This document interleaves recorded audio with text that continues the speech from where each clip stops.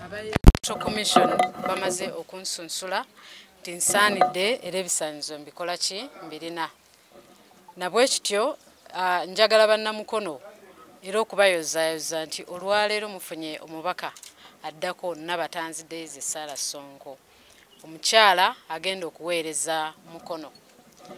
Kinajjukirwa nti Mukono erudde ng'eweddemu amaanyi n'essuubi olwa byonna ebiruddewo mu ggwanga ate ne Mukono yo eyawamu. Wano Mukono bonna abawangaalidde wano mumanyi bingi nnyo ebitusoomooza naye okusingira ddala ebadde service delivery. Olunaku lwaleero njagala okuzzaamu bannamukono amaanyi nti mufunye omununuzi agenda okuzzaawo essuubi lya Mukono. Daisy Sonko Nabatanzi agenda okugatta Mukono abaffe entalo ezibadde wano olunaku lwaleero nga tumaze okusunsulibwa. Bannamukono tulina okufunvubira ddala tuyogeyoge naye nga twerwanako kubanga luno olutalo lwe tutandise olutalo terukyali lwa bibiina kubanga ebitusoomooza bisingawo ku by'ebibiina. Tulina lutalo lwa byankulaakulana. Njagala okubazibula mwenna amaaso bannamukono nti ssaawa ya leero omukulembeze abadde abulamu ye Nabatanzi Daisy Sarah Sonko ow'enkulaakulana era we ŋŋenda okukubira omulanga mwenna abalonzi kubanga tukizudde nga abalonda mubadde nga mujja batono olw'okuba mwaggwamu essuubi. Mwalondanga emitwalo egisukka 15 wano Mukono municipality. Essaawa ya kaakati omubaka alangirirwa ku mitwalo 3.5. Naye ekyo kizze nga kiraga nti bannamukono baagadde nnyo okukyusa obukulembeze nga tebaweebwa mukisa ate era ne beesiba ku bintu ebyo ebyensi ebitaliimu mulamwa ng'ate kye twandibadde wano okukyusa obukulembeze kye kyandibadde kisoosowaza tufune service delivery. Nabwe kityo njagala obbakubira omulanga abalonzi omulundi guno gwokka muddemu amaanyi newankubadde gaali gaabaggwamu nga buli olulonda mulonda abantu oba oli abo mubadde temwagala ate nga bebazzaako. Essaawa si yakugera ngero, essaala si yakwogera kunyeenyaaki nseke naye twagala service delivery ekindeese Mukono municipality okusingira ddala service delivery gye tubadde tuyayaanira. Mukono munaakijjukira nti ebintu byonna tetufaanana nga bibuga birala. Enkulaakulana yaffe yakasoobo olwabo abatatutte buvunaanyizibwa kulaba nga bakulaakulanya ekibuga kyaffe ate nga tuli kumpi n'ekibuga ekinene ekya Uganda yonna. Nze nandiroozezza n'enkulaakulana yalibadde nga kyekimu obanga esingira nawo ddala kubanga ate ffe tuli bamugatta mu nsalo ez'enjawulo eza Tanzania, Nairobi n'ebibuga ebirala ebitwetoolodde. Njagala kugatta bannamukono muwangaalidde nnyo mu ntalo. Entalo President Museveni Kaguta yazirwana ne ziggwa. Tekitwetaagisa kuddamu kuwakola ki kuwakula ntalo. Wano tulina kuwakula ntalo za kukolera abantu baffe. Bwabanga wetaaga kututumbula ebyobulamu mwafunye omusawo temugenda kwejjusa sigenda kubuulirwa kyakukola olw'okuba nti ndi muyivu n'ebyenjigiriza byonna ngenda kubikola ki kubitunuulira liiso ddene kulaba nga bitereera olw'okuba ndi musuubuzi omukukutivu wano Mukono municipality n'ekibuga kyonna ate ne district yonna ne district endala zensuubuliramu ate ndi munnamakolero investor. Kakati mufunye omuntu atagenda kubanyaga wabula agenda okubeera omupakasi wammwe olw'okuba nti managi nze byonna byenjogeddeko nja kulondoola essente y'omuwi w'omusolo okulaba nga eteekesebwa mu nkola programs zonna eza gavumenti zeebeereese. Gavumenti erina programs nnyingi nnyo zeereeta naye abantu abasinga tebalina information tebazijjumbira ate abalala abakulembeze bazikuba ne balemesa abantu ba bulijjo okuzettanira okuziganyulwamu. Nja kubeera musaale okulaba nga community yonna benefitinga mu programs za gavumenti ng'ovuddeko ezo zokka nange nina programu ezange ezibadde ziruddewo ng'era nzitambuza nga ebyenjigiriza nga by'ebbasale ebyobulamu mbikozeeko abakyala okubasitula mu byennyingiza n'abavubuka. Kaakati tugenda kutandikira okulaba nga tununula Mukono. Essaawa yakukola teri budde. Ababadde bemoolera mu kibuga bwe budde bakisiibule nga tetunnaba kubakaka kisiibula kubanga ffe tetuliza na muzannyo obudde obw'okwogera okugera engalo okuba nti bajjajjaffe baagera engero bwe baba bazigera bazigere kakati oba otuuse wakubeera wakugera ngero fuuka jjajja oddeko ebbali ffe tusobole okuweereza ate era tujja kuweereza mu bwesimbu nga tetusosodde tukooye entalo ezisosola mu mawanga tukooye entalo ezisosola mu byobufuzi parties tukooye entalo ezisosola mu madiini twagala kufuna mukono eyawamu ekulaakulina awamu mu byonna mu sisitimu zonna njagala okubeebaza ninza akalulu kammwe mu January mukanjire muyiira era ngenda kubakolera nga sina n'omu gwe nsosodde kubanga nze nzize kununula mukono mu nnyanga mweri abannamukono musimbe teri abatawaanya teri abatiisatiisa kobere wa NUP kobere wa DP kobere wa UPM ebibiina byonna n'abenaare mu kibiina ekyange kye neeyagaliramu mukeere mulonde akalulu kaffe ate mukuume n'akalulu kaffe kubanga ababbi wano weebali naye naffe tulaba ate nze Nnagalubindi n'amaaso ana naye munaakola mutya temusobola kunziba kalulu kange mbasaasidde ayeekiika mu kkubo lyange katapira ngenda kuyitako nze nafuuse katapira kubanga njala kusenda buli kimu ekiremedde wano ekiteetaagisa mwebale nnyo mwebalire ddala Katonda nga banjagalire bannamukono mwenna. My name is Daisy Sarah Sonko Nabatanzi, aspiring member of Parliament Mukono Municipality 2026-31. I'm privileged to be among those that are competing. And in this very juncture, I want to assure all the Mukono community that I'm very unique compared to all other candidates. Why I'm still energetic? We need new energy to promote, progress, and develop our community and the city itself in Mukono Municipality. The significance of my uniqueness, it lies within my duties that I've been carrying before I came into politics. One, I'm a medical doctor, so when it comes to medical issues or health issues that are pertaining in the constituents of Mukono Municipality, I know what to do and I know where to go to lobby for what is really required in the health sector. Then the education sector, because I'm also educated, I'll advocate for all children to go to school. We already have government schools, I will advocate for that. And also I'll be lobbying for bursaries, which I've already done. People are going to benefit a lot from me.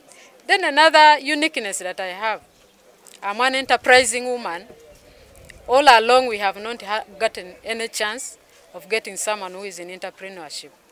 We believe, we all agree that we are in a city.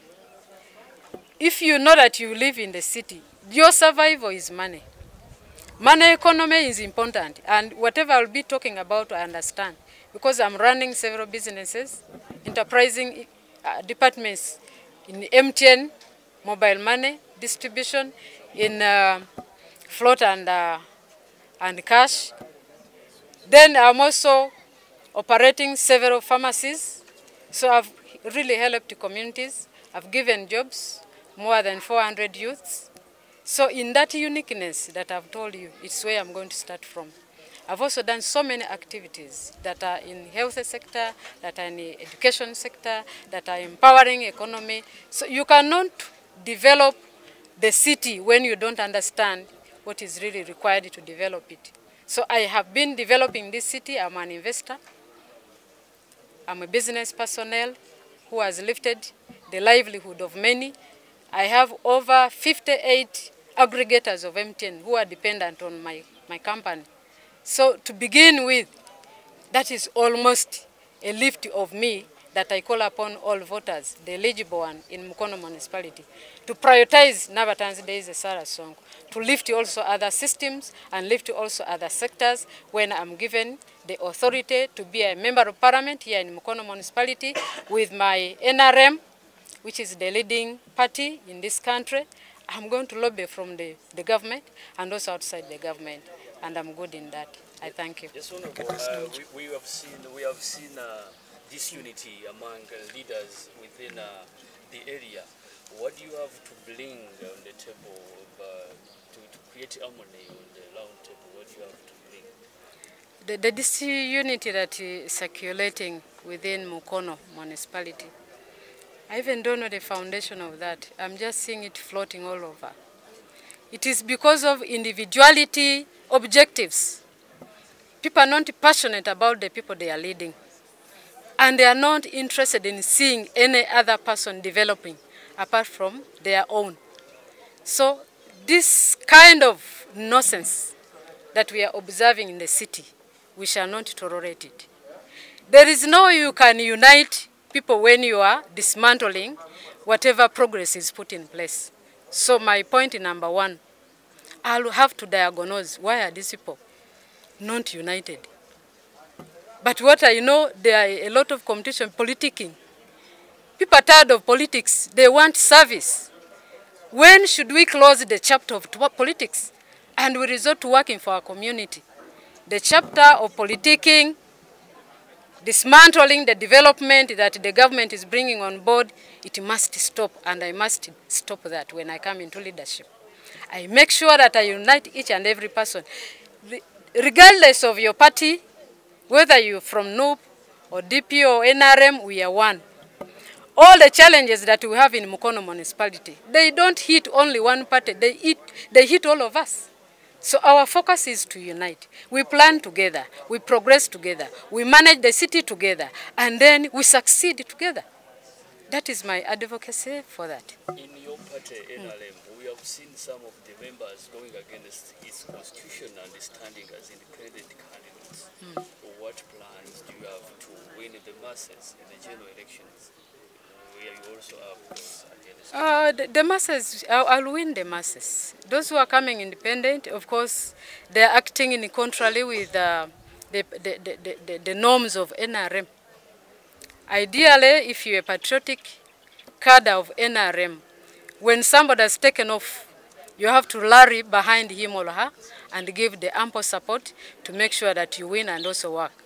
But the structure and the executive of NRM is working hand in hand with those that failed, that are coming independent, and I'm sure they are going to harmonize them.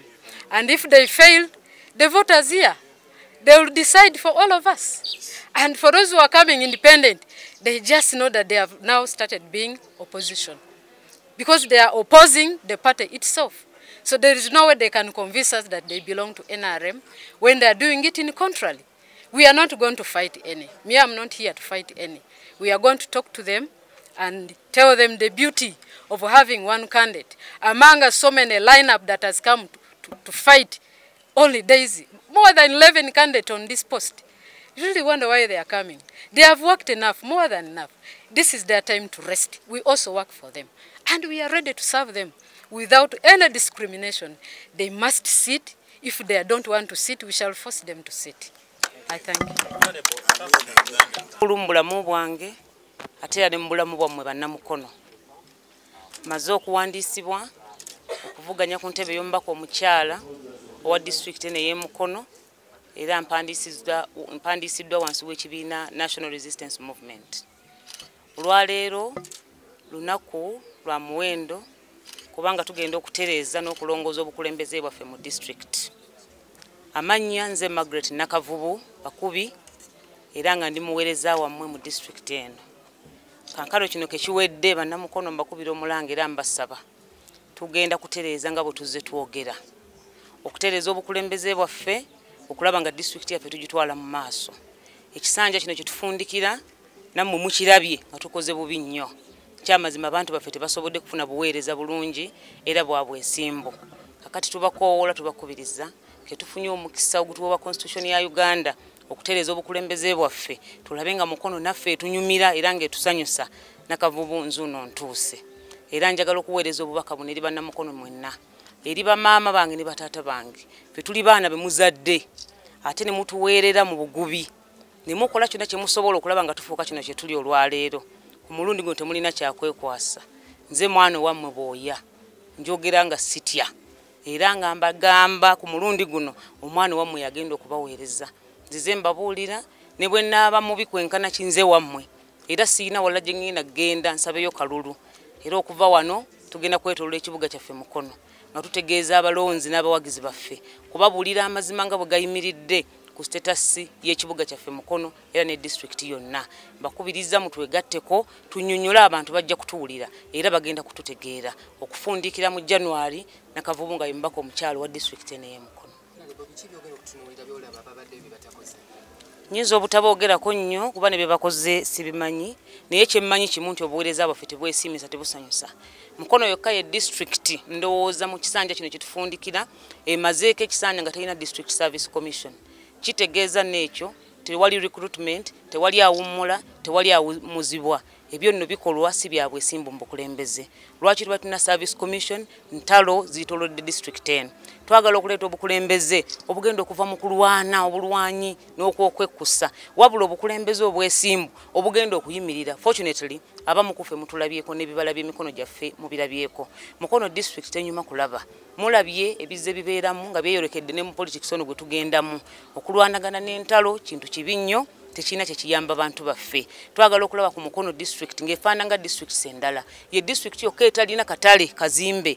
Abantu baffe bakolera mu myala bakolera mu mbeera mbi nnyo si nti gavumenti eno tesobola. Gavumenti yagezaako era yayagala nnyo okukikola naye bannaffe ne batulemesa kubanga balina ebyabwe bye beenoonyeza. So ze ensonga ze tugenda okunyonyola bannamukono oba oli awo bajja kututegeera era bajja kutuwa obuwagizi. Honorable mundabayo ey'ebintu enjawulo ki eyandibaddewo wakati w'omubaka omukyalo wa district n'omubaka wa constituency? Enjawulo teyandibadde nnene. Omubaka omukyalo wa district ye yabeera omukyala naye akola emirimu gyonna omubaka omulala direct elected gy'akola.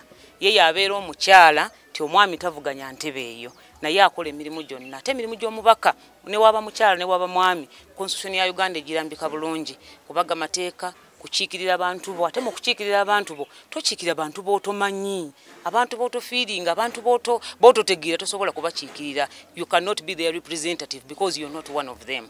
Ombaka avunaanyizibwa okukola amateeka mu parliament amalungi ensi kwegenda okutambulira okulaba nga abantu babeera bulungi. Mubaka avunaanyizibwa okulondoola enteekateeka za gavumenti eyebeera mu buyinza okulaba nga emirimu gyonna gitambuzibwa bulungi monitoring n'okusupervisinga n'okukakasa nti ssente y'omuwi w'omusolo ekozesebwa ekyennyini kyerina okukozesebwa. Egyo emirimu tegyawula constituency MP na mubaka mukyala. Naye ate akensuuso olw'okuba nze nnondebwa ku nkola ya affirmative action omubaka nze mbeera omukyala ate era nvunaanyizibwa nnyo ku nsonga eza genda gamba ng'ezikwata ku baana ab'obuwala era n'abakyala directly. Kati omulimu ogwo njagala okulaba nga ngukola. Baana baffe mu byalo eyo basoma bubi basula bubi balya bubi bakozesebwa n'olwekyo twagala okulaba omubaka omukyala agenda okuyimirira n'abantu abo. Abakyala balina enteekateeka nyingi gavumenti ze bawadde ze balina okuganyulwamu naye bali mu byalo eyo tewali atuukayo kubanyonyola na kubabuulira bamaliriza nabo tebaganyuddwamu. Ogwo mulimu gwange omubaka omukyala okubategeeza ku supervising okumonitoringa n'okwogera ku betateredde. Ebyobulamu mu district y'e Mukono wano tebyeyagaza era tebyegombesa ndowooza emyaka 10 egiyise emabega bibi nnyo n'okusinga bwe byali. Tenga population gye tulina mu district eno nnene nnyo. Mukono district yandibadde ndowooza yasuumusibwa n'efuuka ne city naye olw'okuba obukulembeze bwaffe si bulungi si bwa mazima si bwesimbu ebintu bingi tetusobodde kubituukako olwa bukulembeze bubaddewo. Ti omugaso gwange kujja kutegeeza bannamukono era oluva wano ngenda kubategeeza mu kibuga ti ku mulundi guno tugenda kutegeera tugenda kwetegeerera tugenda kulonda ababaka abagenda okubaako we batutuusa so si abo abazze beeyagaliza ebyabwe oba bannakigwanyizi nammwe be mumanyi obulungi. Yes, tukulabye emyaka 15 nga oli mu struggle eno biki bye tuyinza okugamba oba byogenda okuzimbirako? Yes, at least nti obadde mu shadow kakati tugenda okuteeka biki byosobodde okuteekako engalo yo mu that shadow member of parliament? Mukono akimanyi nze mubaka ayimirira nembabulira emirimu gyange newankubadde saagala nnyo kwesoma. Emirimu gye nkoze mu baana baffe ab'amasomero gw'amaanyi nnyo. Eno district y'e Mukono nga nkwasaganyizako ne gavumenti newankubadde gavumenti ya Uganda ye leading provider of education ate nze mpattinaringa ne gavumenti okulaba nga tuwa abaana baffe mu masomero education services ennungi nga tubawa emmere ebyokulya era ekyo kimanyiddwa kiri ku record Nakavubu amasomero gonna government private agatambulamu ng'agawa emmere ensawo z'obuwunga 4, 3, 5 okusinziira ku busobozi. Nakavubu agula geometry set eri buli mwana wa P7 abaana 3,12 mu district y'e Mukono okukakasa nti bakola ebibuuzo bakompitingira ku level yemu n'ab'e Kampala abalaba geometry set ku myaka emito ddala. Emirimu gye tukoze mu mukono mingi abakyala okuzaala okulaba nga tubayamba malwaliro gye babeera okusooka okubasomesa okumanya nti omukyala bw'ofuna olubuto olina okusooka n'onywa eddagala ne bw'oba tolinywedde ku last minute n'ogenda ojja kufuna obuzibu n'olwekyo tulina okulaba nga ebyobulamu tubitereeza mu disitulikiti yaffe Emikono naye okusinga byonna njagala okulaba nnyo nga nnyimusa embeera z'abavubuka bannyinaffe abo ne baganda baffe myaka gino egy'ekivubuka tuwuddisibwa tulimbibwa mu bintu bingi wano mu disitulikiti y'Emikono abavubuka bakozeseddwa nnyo for political gains nga tebalina kye bafunamu n'enteekateeka za gavumenti bwe zijja bo tebaziganyulwamu olw'okuba tubeeyambisa kulinnya madaala gye tulaga njagala okulaba nga nkwata ku bulamu bw'abaana bavubuka bonna bayimuke bafuke abantu ab'omugaso mu mukono muno era tuzimbire wamu mukono gye tugenda okweyagaliramu n'abaana baffe bagibeeremu ku babaka bonna abeesimbewo ku ntebe y'omubaka omukyala kakasanze nyimirira nga ndiko ebibala abalala bonna baze bya just kwetalamu bwetazi naye tujja kuwangula.